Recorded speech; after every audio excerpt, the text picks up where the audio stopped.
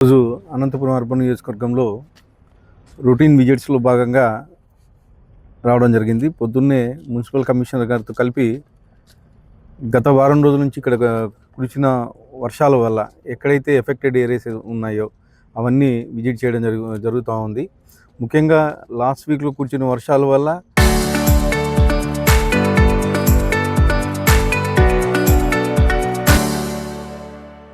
ఎక్కడైతే అంటే డ్రైన్లు స్టాగ్నేట్ అయ్యి నీళ్ళు వెళ్ళకోకుండా, డ్రైన్ వాటర్ వెళ్ళకోకుండా ఇలాంటి ఏరియాలు మొత్తం మార్నింగ్ నుంచి విజిట్ చేయడం జరుగుతూ ఉంది.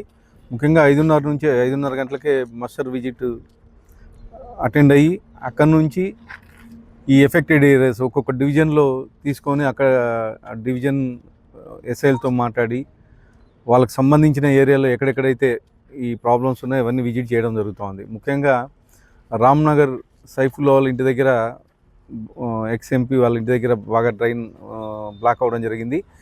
ఇవన్నీ చూస్తే దేనికంటే గత 5 ఏళ్లలో వైఎస్ఆర్సీపీ ప్రభుత్వంలో ఎక్కడే కానీ డ్రైన్లు మోడిఫికేషన్ కానీ లేకపోతే ఎప్పుడో నిర్మించిన డ్రైన్లు అలాగే చిన్న చిన్న డ్రైన్లు అలాగే ఉండిపోయినాయి.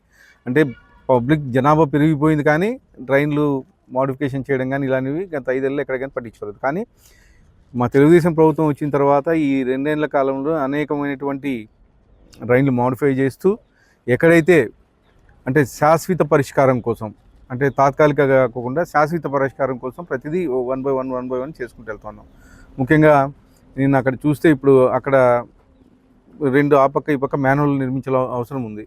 అవి కానీ ఆర్డర్ ఇవ్వడం జరిగింది. ఒక 1 వీక్లో వర్క్లు కానీ స్టార్ట్ చేస్తున్నాం. అలాగే కోవూరు నగర్లో ఇది మేయర్ డివిజన్ ఇంతకుముందు, కానీ మీరు చూస్తున్నారు కదా, ఇంత వాటర్ స్టాగ్నేట్ అయినా కనీసం ఎప్పుడే కానీ పట్టించుకున్న దాఖలాలు లేవు. కానీ ఈరోజు పర్మనెంట్ సొల్యూషన్ కోసం విజిట్ చేసి మొన్న వర్షం వచ్చినప్పుడు దాదాపు ఇదే డివిజన్ నుంచి ఒక 20-30 కంప్లైంట్లు వచ్చాయి నాకు. మా ఇంట్లోకి నీళ్ళు వచ్చాయి, బాగా మునిగిపోయిన ఇండ్లన్నీ అని చెప్పేసి చాలా వరకు కంప్లైంట్లు వచ్చాయి.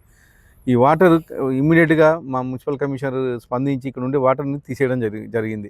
కానీ లో లెవెల్ ప్రాంతం కాబట్టి ఇంకా వాటర్ ఇంకా స్టాగ్నేట్ ఉంది. ఇవన్నీ అంటే శాశ్వత పరిష్కారం కోసం ఈరోజు నేను మున్సిపల్ కమిషనర్ గారికి రావడం జరిగింది. త్వరలోనే కానీ దీనికి కానీ శాశ్వత పరిష్కారం చూపిస్తాం. అలాగే జనశక్తి నగరు, అలాగే తరు రోడ్డు, సోమనాథ్ నగర్ ఇవన్నీ వర్షం వస్తే నీళ్ళు వస్తున్నాయన్నమాట. దానికి కానీ ఏంటంటే ఒక శాశ్వత పరిష్కారం 30 ఏళ్ళు 40 ఏళ్ళ నుంచి పెండింగ్ ఉండేదాన్ని ఒక శాశ్వత పరిష్కారం వైపు తీసుకెళ్తున్నాం. అక్కడ ఏదైతే వాటర్ స్టాగ్నేట్ అవుతున్నాయో ఎక్కడ ప్రాబ్లం అయితే గుర్తించి దాన్ని అంతా తీపిచ్చేసి దాదాపు 40 అడుగుల వెడల్పుతో 15 అడుగులు లోతుతో ఒక పెద్ద కల్వర్టు నిర్మించడం జరుగుతూ ఉంది. ఆ కల్వర్ట్ నిర్మిస్తే నడిమొక్క మీద ఏవైతే నీళ్ళు వస్తాయో మొత్తం ఫ్రీగా వెళ్ళిపోయే పరిస్థితి ఉంటుంది. దీనికన్నిటికీ ఏంటంటే ముఖ్యంగా గత 5 ఏళ్లలో ఎక్కడే కానీ అంటే ఇలా విజిట్ చేసి ఎక్కడైతే